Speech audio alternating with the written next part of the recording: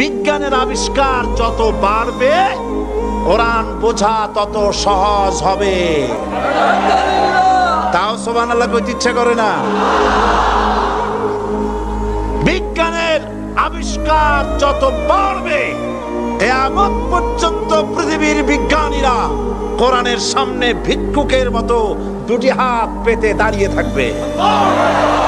কারণ ইয়াসিন ওয়াল কোরআনিল হাকীম, এটা বিজ্ঞানময় কোরআন।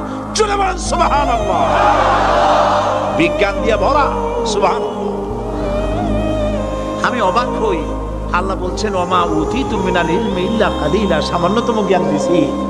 যখন আমি পাথফাইন্ডারের কথা শুনলাম, মঙ্গল গ্রহে গেছে 8 মাস সময় লাগলো, প্রতি মিনিটে 1600 মাইল গতিবেগে, প্রতি মিনিটে 1600 মাইল গতিবেগে 8 মাস পথ অতিক্রম করে মঙ্গল গ্রহে অবতীর্ণ করলো পাথফাইন্ডার।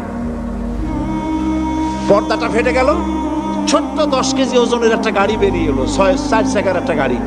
ওর মধ্যে পাওয়ারফুল ক্যামেরা আরো কি কি ছিল, সেটা ওখান থেকে ফটোগুলি ক্যাচ করছে আর ট্রান্সমিট করে দিচ্ছে নাসায়।